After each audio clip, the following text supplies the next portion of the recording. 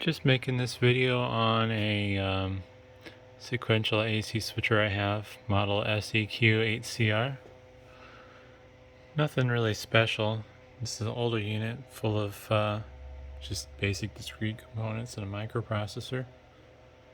This is one of those situations where the manufacturer wasn't nice enough to label what the input voltage is, so I had to kind of reverse engineer it. The first step I took was I looked up this microprocessor, which is a basic Philips S87C752-5N28 microprocessor.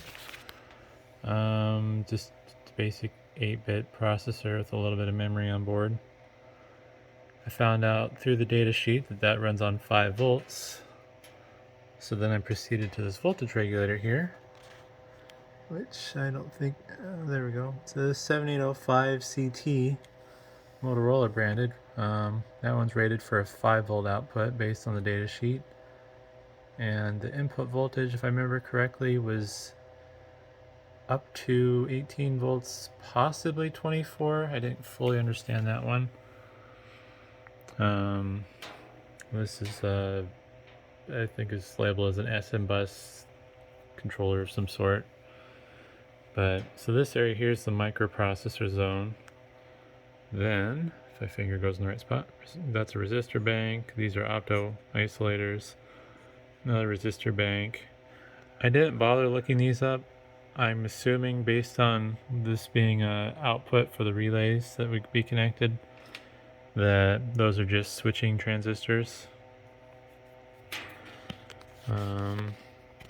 I did take a look at these resistors and try to calculate to see what they'd be running at certain voltages, and they made sense for a 12 volt range. And then on top of that, the output goes to a relay which runs on 12 volts DC. So from there, my assumption is that this is a 12 volt system despite it not being labeled anywhere. And probably can't show very well. Yeah, maybe I can. Right now it's not plugged in. This circuit up here is live. The relay only controls this power strip here. But I thought it'd be fun to explain this a little bit, my process of how I reverse engineered it. Also demonstrate it being plugged in and seeing if it explodes in a blaze of glory or if it actually works. But I should probably pause and find some safety glasses. Alright, back with my safety glasses. Probably should try to be safe every so often. And it's time to plug it in. I'm going to plug it in while focusing on the electronics to see if any of that sweet, sweet magic smoke escapes.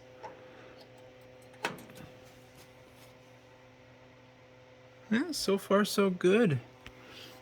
It's on, or at least it has power. Nothing looks angry. I'm only giving it 12 volts, 500 milliamps, so I think that should be enough. I don't know. This isn't getting hot, which would make sense because the voltage regulator should be operating within its designed range. The real question will be if this power strip works. And then this is not mounted properly. This is supposed to be rack mounted. I suppose I could probably just hold this. Looks like it must have went through a boot sequence because all those lights were on initially. And we'll just hang this kind of crazy like that so I can watch it while I push the button. Maybe. There we go. And just like that, it's slowly sequencing, powering stuff on. And the power strip appears to be working because the fan is spinning. Cool. Well, that's kind of exciting. I'm no electronics expert by any means, but I'm happy with the fact that I was able to figure out how this worked and what the voltage it should run off of based on the components in it.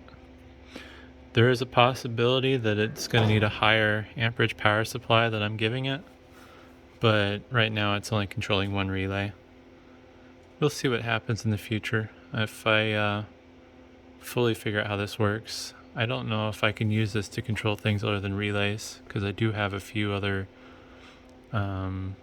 switchable outlet solutions I could use.